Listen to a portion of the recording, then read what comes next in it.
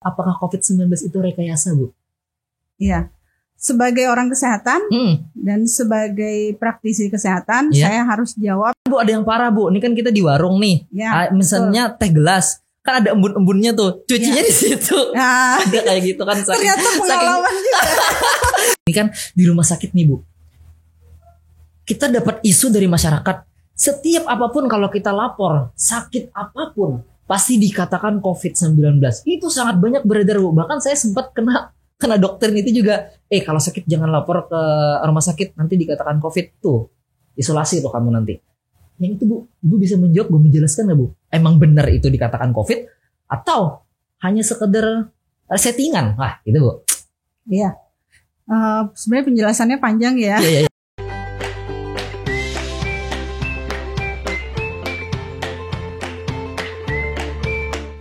Hai teman-teman, Suhaidi comebacks di Podspirasi hari ini.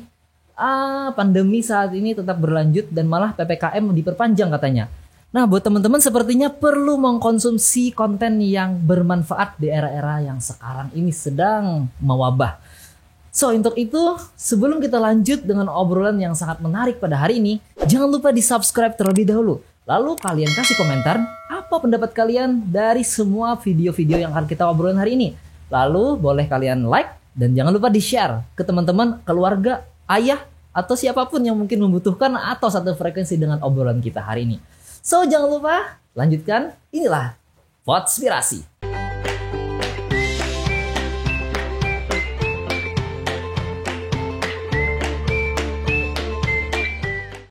Halo Ibu, Assalamualaikum. Waalaikumsalam warahmatullahi wabarakatuh. Apa kabar nih? Iya, baik Bu. Saya nembak dulu ya. Gak apa-apa Bu, kita konsep podcast emang nanyanya supaya sama-sama sehat ya. Iya, sama-sama sehat ya. Ibu Hastin namanya tadi ya? Iya, betul. Nah, nanti Ibu lanjutin aja nama lengkapnya bagaimana ke teman-teman di sana. Sebelum itu Bu, terima kasih sudah datang hari ini. Sama-sama. Terima kasih juga udah diundang. Sama-sama juga Bu. Kita sama-sama habis pagi tadi ya kan, nih kita syutingnya agak sore nih. Ibu mungkin habis praktek membantu masyarakat kita. Wih, tepuk tangan dulu di rumah masing-masing penonton. Nah, oke Bu, sebelum kita bicara lebih lanjut Bu, mungkin teman-teman sudah tahu judulnya. Ini yang ngedit pasti bingung apa judulnya nanti. Boleh kenalkan dulu Bu, siapa Ibu sebenarnya? Siapa saya sebenarnya? Ya Bu. Ya Bu. Nama saya Dr. Suhastina, spesialis penyakit dalam. Saya bekerja saat ini di Rumah Sakit Umum Daerah Brigjen Haji Hasan Basri Kandangan. Ya. Tapi juga saya selain itu juga berpraktek di Rumah Sakit Ceria Kandangan dan di Apotik Kimia Farma Kandangan. Mungkin itu dulu perkenalannya ya. Iya Bu. Yang mau tampil lanjut cari aja nanti di Google banyak mungkin. Nah, enggak ya. Oke Bu, terima kasih Bu. Kita hari ini sebenarnya pengen mengedukasi teman-teman kita semua nih di era yang pandemi sekarang, apalagi perubahan cuaca dan lain sebagainya. Pertanyaan yang pengen banget saya tanyakan sebagai masyarakat awam nih Bu. Iya. Saya tahu pertanyaannya. Kita udah briefing kan tadi. Pertanyaannya adalah, apakah pandemi itu rekayasa? Apakah COVID-19 itu rekayasa, Bu? Iya. Sebagai orang kesehatan dan sebagai praktisi kesehatan, saya harus jawab bukan. Jadi COVID itu nyata, ada di sekitar kita dan tidak bisa dilihat dengan mata telanjang. Jadi kalau memang mau lihat itu virusnya seperti apa, harus dengan namanya mikroskop elektron. Nah, bukan itu Microsoft Word buat yang skripsi. Lanjut Bu. Iya, betul. Nah, jadi virus ini sebenarnya penyakit COVID ini itu disebabkan oleh virus yang dinamakan virus SARS-CoV-2. Wow. SARS-CoV-2 itu adalah kepanjangan dari Severe Acute Respiratory Syndrome, coronavirus 2. Jadi sebenarnya coronavirus ini, virus corona ini sebenarnya udah ada dari zaman 100 tahun yang lalu sebenarnya gitu. Tapi dia bermutasi. Jadi berubah bentuk segala macam gitu. Dan yang terakhir ini ditemukan di tahun 2019. Itu kenapa jadi disebut coronavirus atau disease 19. COVID. Karena penyakitnya itu ditemukan di 2019 pertama kali di Wuhan, Cina.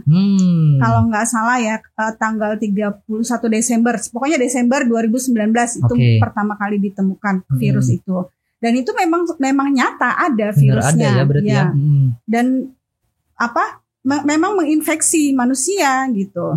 Jadi tidak ada tempat untuk kita menyebut bahwa itu rekayasa atau bohong-bohongan saja, tidak ada. Jadi ini memang jenis penyakit baru. Dan sebenarnya kalau saya boleh ngomong, COVID ini adalah penyakit yang dimana sebenarnya polanya sama dengan pada saat kita pertama kali tahu HIV/AIDS. Semua orang pada ngomong nggak ada, itu nggak ada rekayasa segala macam gitu. Tapi mau tidak mau dengan berjalannya waktu kita terima toh, sampai sekarang buktinya kita terima bahwa HIV/AIDS itu ada. Padahal kita kan nggak pernah lihat tuh virusnya seperti apa, bagaimana, kan nggak pernah lihat. Mungkin gejalanya kayak mulut berjamur macam-macam, mungkin seperti Bu, ya HIV itu sebenarnya ya. Kalau HIV kita ngomong HIV ngomong COVID. Tapi contohnya ya Mbak, memang itu apa namanya infeksi oportunistik istilahnya. Jadi infeksi ikutan pada orang yang terinfeksi HIV atau AIDS ya. Nah, kalau pada COVID ini gitu juga memang seperti dulu juga pada saat kita menerima HIV/AIDS. Nah, itu banyak sekali penolakan. Nggak cuman orang awam loh.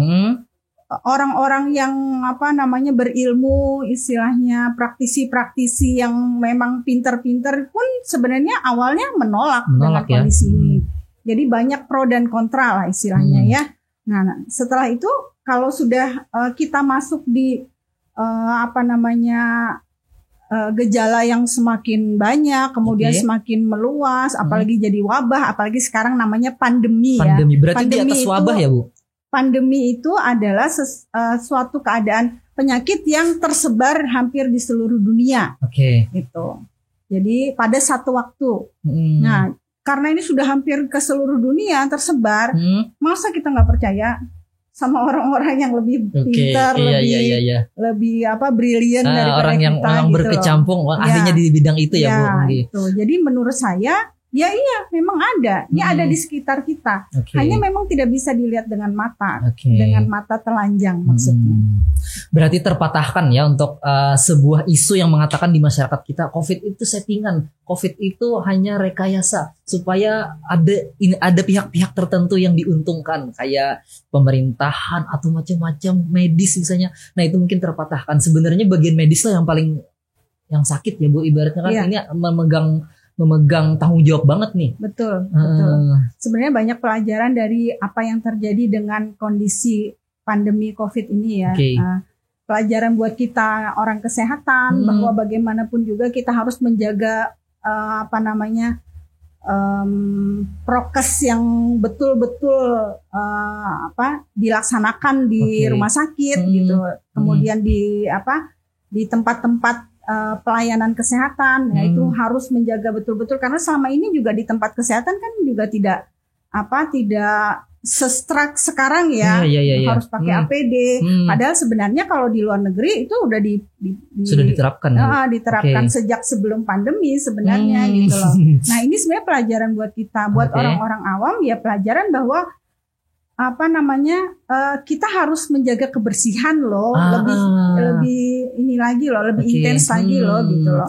Kalau yang dulu cuci tangan tuh cuman anak-anak ya. Betul. Jadi kalau TK ya, ayo cuci tangan dulu. Sekarang siapapun harus cuci tangan. Iya. Ya kan? Bahkan Bu ada yang parah Bu, ini kan kita di warung nih.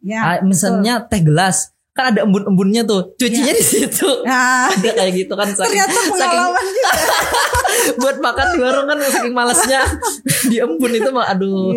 Berarti Bu salah satunya pendidikannya di luar dari kesehatan, untuk masyarakat pun juga membiasakan kita hidup sehat. Iya, betul. Cuci tangan, hidup bersih dan sehat sebenarnya. Berarti ini edukasi ya, bahkan untuk orang seperti kita atau teman-teman yang nonton saat ini, kita tidak bisa lagi bekerja. Background saya sebenarnya adalah MC Bu.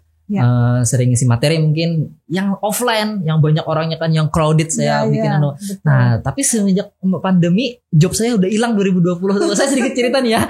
Di 2020 Maret kan kita PSBB kalau nggak salah Februari Januari gitu ya. Nah, mulai. Setelah itu di bulan mulai Maret. Nah, di bulan Maret itu hilang job saya semua, jadi saya terpaksa harus mulai bikin konten. Ya salah satunya seperti inilah. Ya, jadi sebenarnya apa sisi positifnya? Kita jadi lebih kreatif, menciptakan lapangan kerja baru buat orang yang udah nggak kerja terus di rumah aja. Kan harus apa lebih ini inovatif nih ya. Oh, saya harus kerja seperti apa nih? Sekarang jadinya kan online banyak apa jualan-jualan online ya gitu ya. Meroket nih pada teman-teman ya. Jadi sebenarnya itu apa namanya sisi positif lah dari apa yang terjadi sekarang. Kalau menurut saya begitu. Berarti mungkin masyarakat harus lebih membuka wawasannya lagi sebenarnya Bu. Bahwasanya bukan hanya kalau kita kasih PPKM, apalagi level ini kita masih 3 kan di kandangan di Hulu Sungai Selatan, di Banjarmasin sudah 4. Istilahnya kita hanya dituntut untuk membuka mata bahwasanya pendapatan kita tidak hanya di sana. Ini kan buat teman-teman pasti yang merasa yang kerjanya tiap hari turun, sebenarnya bisa kita cari hal-hal yang lebih positif seperti memanfaatkan media dan lain sebagainya. Nah itu Bu. Nah itu pertanyaannya mungkin terjawab ya sudah bahwasanya memang benar-benar ada ya Bu. Betul, masih. Oke Bu, sekarang saya pengen tahu lagi nih Bu tentang protokol kesehatan. Ini pertanyaannya mungkin saya tidak ingin kayak di pertemuan dinas dan talkshow dan lain itu kan terlalu berat. Saya pengen tanya yang santai-santai aja buat teman-teman ya kan, yang masih memakai masker. Saya kan pernah mendengar ada beberapa masker yang ini sebenarnya tidak memenuhi standar kesehatan. Apa tuh Bu? Bahannya atau bagaimana Bu? Kita pengen tahu. Sebenarnya yang tidak memenuhi standar kesehatan itu adalah masker kain. Dulu kan waktu awal-awal pandemi, kan susah banget cari masker ya. Penimbun banyak Bu, penimbun. Kan kita sendiri yang apa namanya praktisi kesehatan aja susah buat cari masker bedah, masker medis itu susah sekali. Jadi pada saat itu ada inovasi kan untuk bikin masker kain Jadi itu kan sebenarnya juga apa namanya pola dari masyarakat bagaimana nih menghadapi kondisi yang maskernya nggak banyak gitu, susah nyarinya gitu ya. Carilah solusinya. Nah akhirnya solusinya kan ketemu, kita bikin deh masker kain gitu. Nah ternyata dari penelitian, dari uji-uji ternyata bahwa masker kain itu ternyata tidak tidak cocok untuk digunakan. Jadi tetap virus ini tetap bisa menembus lewat masker itu. Kemudian masker yang scuba.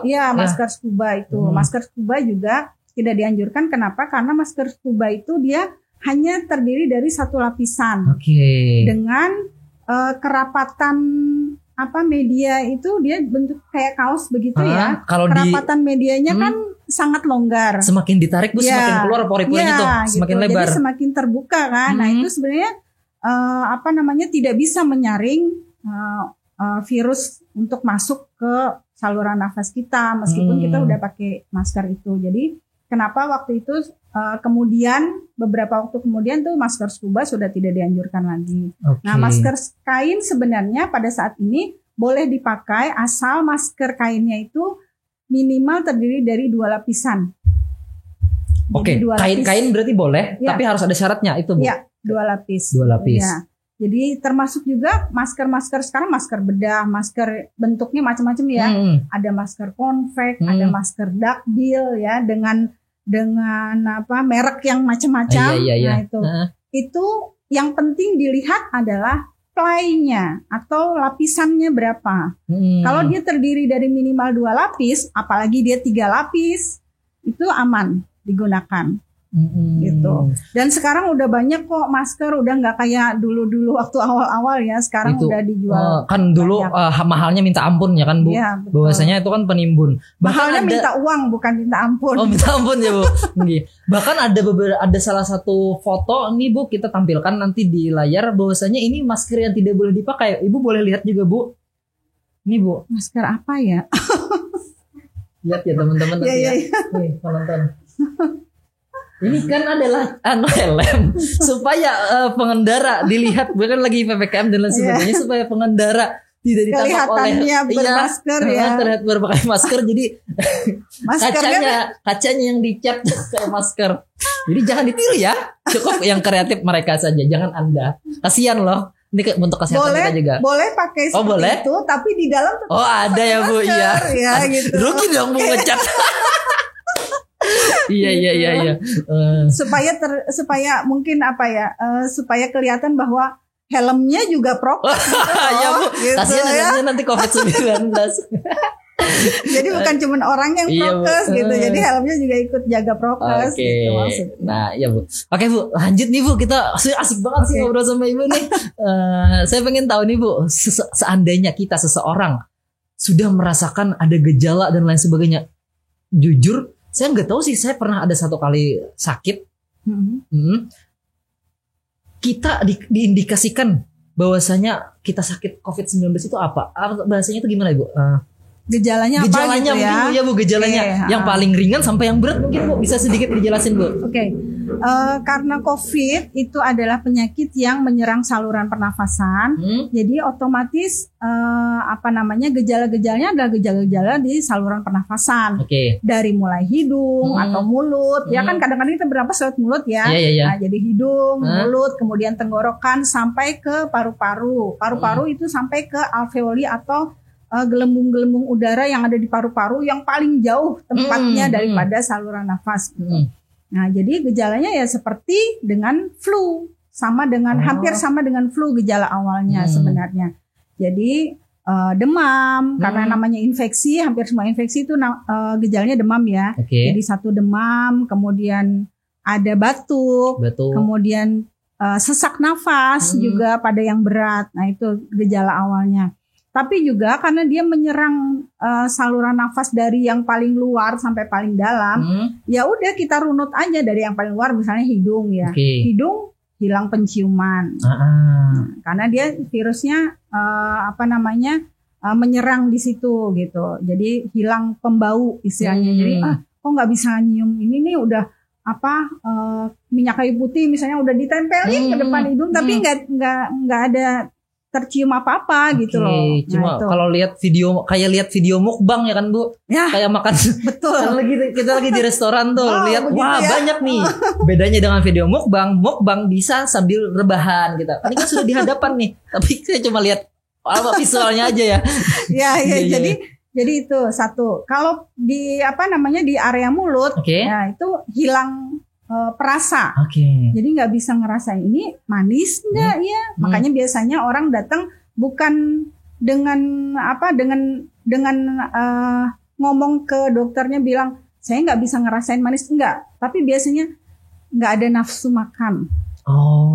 Nggak ada nafsu makan karena nggak ada rasanya gitu loh. Makan apapun nggak ada rasanya, nggak terasa gitu. Nah itu hilang perasa. Sampai tadi yang paling berat sesak nafas. Sesak nafas ya Bu. Iya. Bu, tanya dulu Bu. Sedikit saya potong nih ya Bu. Kenapa daerah sana saja indera pengecap dan indera penciuman aja yang diserang? Kenapa nggak indera penglihatan, pendengaran mungkin? Tiba-tiba saya tidak bisa melihat. Misalnya seperti itu. Sampai saat ini memang virus ini menyerang berbagai macam organ tubuh. Tapi yang paling sering atau yang sejak awal itu diketahui itu yang diserangnya adalah saluran pernafasan gitu. Nah, sementara ada persentase kecil yang menyerang saluran pencernaan. Jadi pasien datang misalnya dengan keluhan diare gitu atau sakit perut hebat misalnya begitu. Dan setelah diperiksa di saluran pencernaannya dalam bentuk pemeriksaan feses misalnya atau pemeriksaan dari hasil cairan lambung dan sebagainya. Nah, itu ketemu bahwa ada virus COVID di situ. Dan sekarang di binatang pun kan sekarang mulai terserang COVID. Beberapa hari yang lalu kalau memang baca berita atau ngikutin berita di TV dan sebagainya, harimau di Ragunan kena COVID 2 harimau. Oh, berarti Bu, saya potong sedikit Bu. Ini buat teman-teman. Ini sekarang berkembang terus. Oh iya. Kita nggak tahu seperti apa nanti perkembangannya. Bisa jadi suatu saat kupingnya yang nggak bisa dengar, bisa jadi suatu saat matanya belekan gitu ya maksudnya ya. Jadi kita nggak bisa ngerti. Tapi yang sekarang yang jelas, yang pasti bahwa sudah diteliti oleh para ahli bahwa SARS-CoV-2 itu COVID itu adalah penyakit yang menyerang saluran pernafasan. Oke Bu, sorry Bu, saya potong dulu nih Bu. Ini kan yang harimau tadi ya, berarti yang buat teman-teman yang suka safari atau bertamasya atau bahkan berburu, tenang, kalian tidak akan dimakan harimau karena mereka kena COVID, jadi nggak nafsu. Oke, sedikit ada ya. Oke, bukan seperti itu ya Bu. Enggak lah. Kali aja kan aman nih. Sepertinya harimau tidak memakan saya. Saya tidak ada rasanya.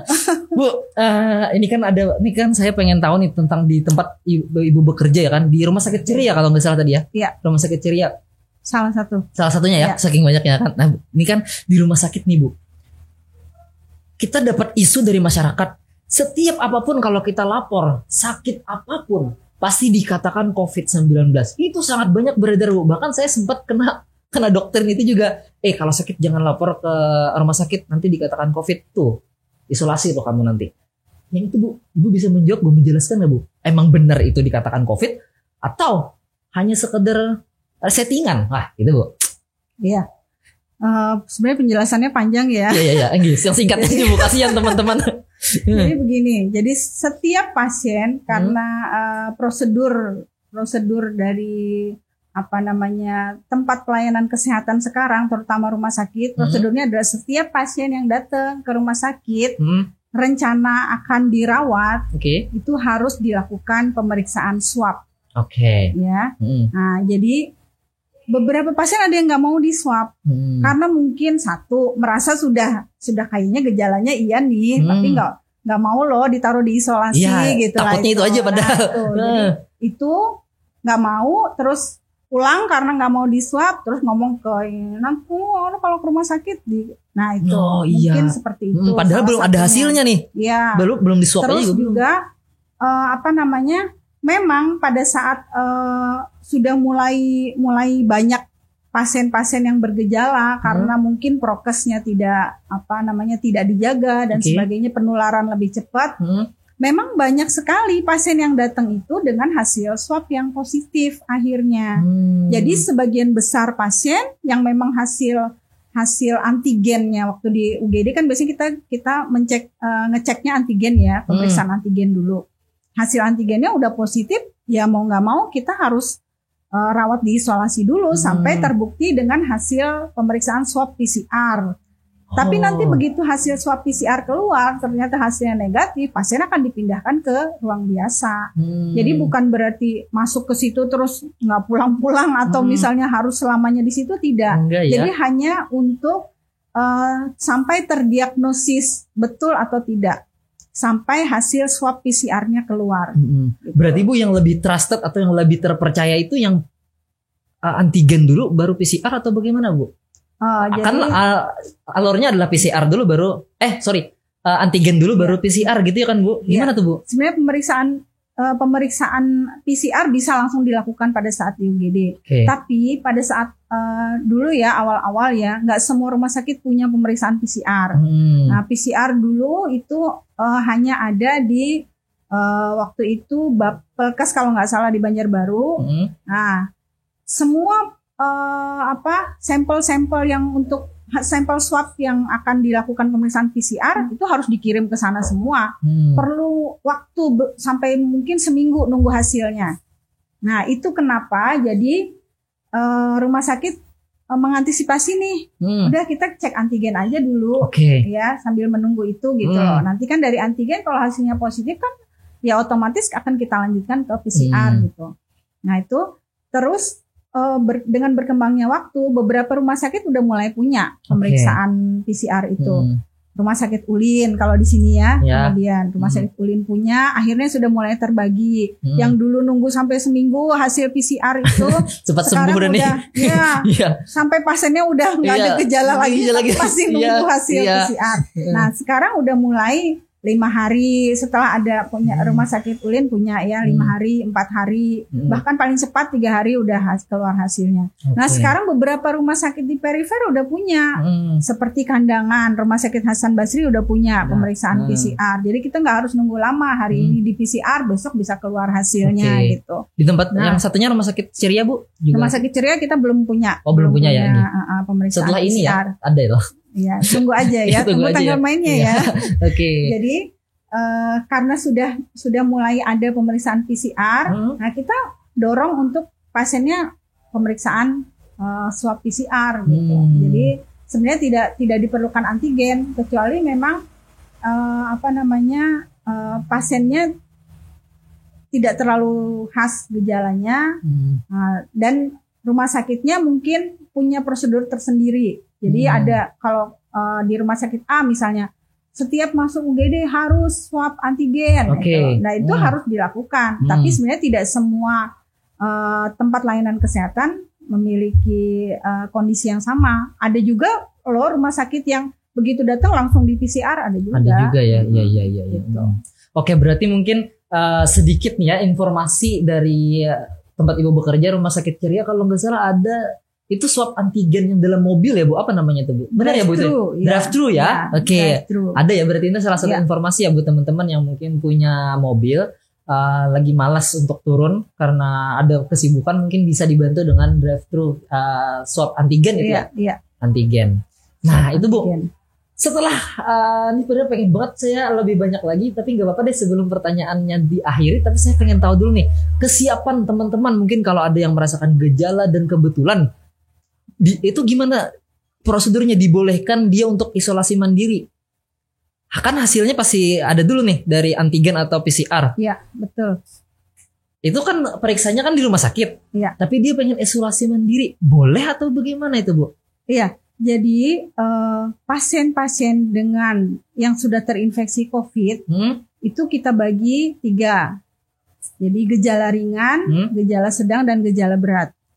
Orang-orang dengan gejala ringan atau bahkan mungkin, tapi kalau tidak bergejala nggak mungkin dia periksa ya, pasti kan gejala ringan. Gejala ringan tuh misalnya cuman anosmia, nggak bisa nyium. Anosmia tapi, namanya ya. Bahasa kedokterannya, bahasa kerennya anosmia ya. Saya lagi anosmia nih. Ya, jadi cari obat anosmia dong. Ya, intinya nggak bisa nyium tadi ya. Lanjut Bu. Jangan dipakai buat nama anak ya. Namanya anosmia. Michael anosmia. Aduh, lanjut Bu. Oke.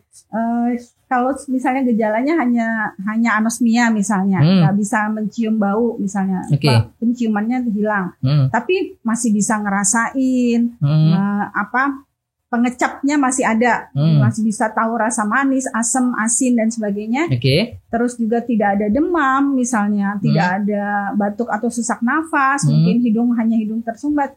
Ya, kalau dia tergolong gejala ringan, kita sarankan untuk isolasi mandiri. Gitu. Iya. Dengan catatan bahwa tempat isolasi mandirinya benar-benar memang terisolasi dari orang yang lain. Gitu. Bukan warung. Nah, ya betul. Emang warung. Siapa yang mau isolasi mandiri? Iya. Kalau jangan lagi lapar, lupa di hari ini kan saya harusnya isolasi nih. Lupa.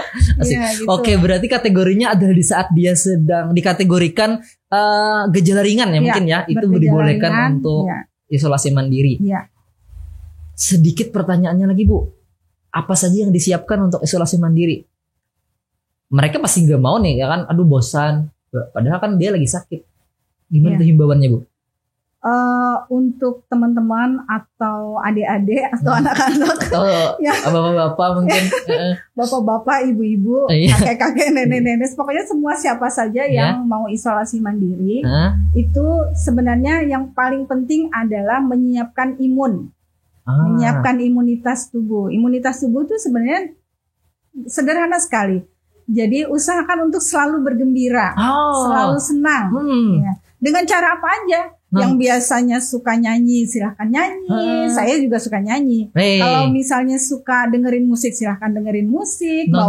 Nonton YouTube aja. Amandit FM. Nah, jangan lupa salah satu. Oke, lanjut dulu. Salah satu. Jadi silahkan lakukan kegiatan apa aja yang disukai pada saat isolasi mandiri. Kalau misalnya memang isolasi mandiri di rumah, yang suka berkebun, tapi jangan bergabung dengan orang lain gitu, harus asal di tempat tersendiri. Hobinya jangan nongkrong tadi ke warung, jangan bagian itu ditinggal dulu. Hobi itu jangan.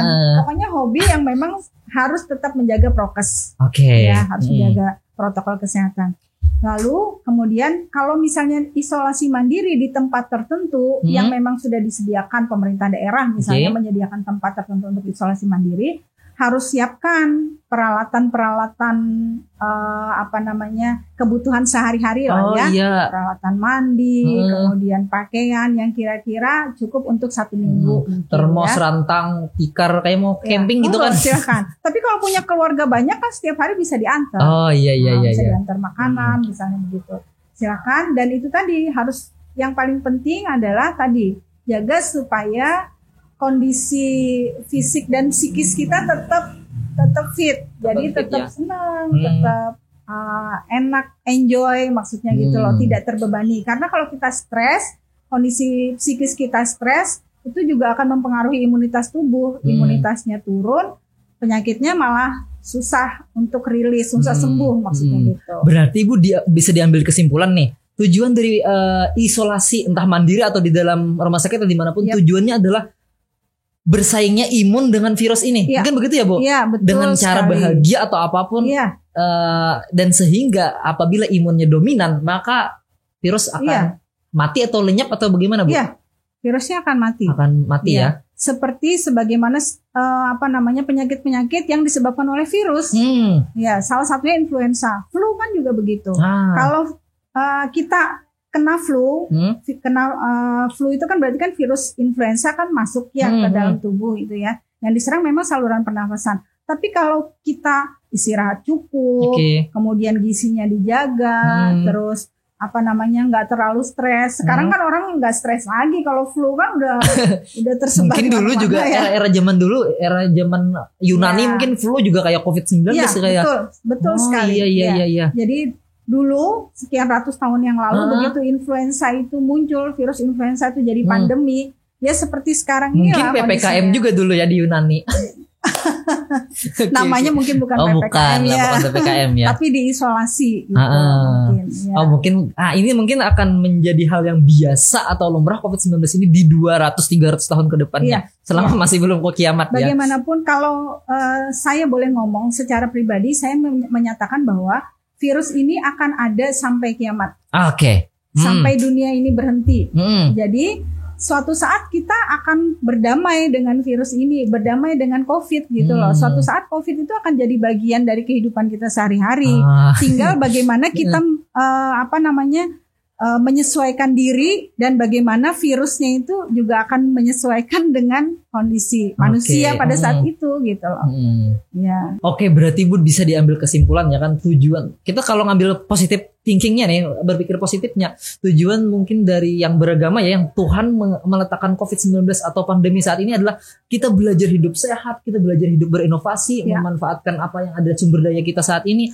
Mungkin itu tujuannya. Ya mungkin kalau kenyataannya benar COVID-19 bakalan ada sampai 200-300 tahun ke depannya, berarti itulah yang bisa kita ambil ya kan Bu? Iya betul. Oke Bu, pertanyaan terakhir nih Bu, himbauan atau harapan nih Bu deh untuk teman-teman yang mungkin nih anak muda milenial yang mungkin so asik sukanya nongkrong, gimana Bu? Ini anak muda nih, kalau yang orang tua kan sudah kita tahu kan, yang secara lumrah jagalah protokol kesehatan. Nah, mungkin yang buat anak muda Bu, himbauan terakhir nih Bu. Tetap nomor 1 jaga protokol kesehatan. Iya. Oh, sorry. Oke, nomor 1 tetap jaga protokol kesehatan. Kemudian jangan berharap lagi nggak percaya COVID. Soalnya nanti kalau kena COVID lo diketawain sama seluruh dunia. Ya, jadi harus tetap bagaimanapun juga sekarang bagaimana caranya supaya tetap bisa hidup sehat, hidup bersih, kemudian menjaga protokol kesehatan tadi, jaga jarak, kemudian tidak melakukan berkumpul bersama dalam jumlah yang besar, kemudian tidak bepergian ke tempat yang berzona lebih berat, lebih gitu. Gelap mungkin hitam kan yang berat ya. Dan buat orang-orang muda, udah inovasi lebih penting. Nggak usah mikirin yang negatif, nggak usah mikirin sisi jeleknya. Sekarang kita berpikir ke depan aja. Buat kalian yang anak-anak muda, ini akan terus panjang lagi perjalanannya. Silahkan untuk melakukan apapun yang kalian bisa lakukan selama masa ini. Mudah-mudahan segala sesuatu yang kita upayakan sekarang bermanfaat di masa yang akan datang. Makasih Ibu sudah memberikan edukasi untuk kita semua ya. Saya yang dari juga termakan isu-isu seperti itu juga hari ini teredukasi. Alhamdulillah buat Semoga teman-teman juga merasakan hal itu ya. Penonton juga? Iya ya. Oke. Ibu Hastin, sebenarnya kita pengen atur waktu lagi, Bu. Saya pengen lebih tahu lagi, belajar lebih banyak lagi tentang kehidupan ibu. Ini kan kita belajar tentang COVID-19. Nanti kita atur jadwal ya, Bu. Silahkan hubungi manajemen saya. Ya, oke, gampang, Bu. Aman ya. Ya. Oke, terima kasih Bu sudah mampir hari ini. Semoga bermanfaat ya. Ibu tetap sukses selalu dan bisa membantu orang banyak. Amin. Semoga semua juga sukses dan sehat terus. Amin. Oke, itu terima kasih untuk teman-teman semuanya. Jangan lupa tetap tonton Podspirasi di video-video yang lainnya. So, jangan lupa di subscribe, di share, lalu like, kasih komentar kalian di bawah. Jangan lupa, inilah dia. Saya Firdaus undur diri dan Ibu Hastin. Ya, Bu? Yap. Kita undur diri. Assalamualaikum warahmatullahi wabarakatuh. See you di Podspirasi selanjutnya.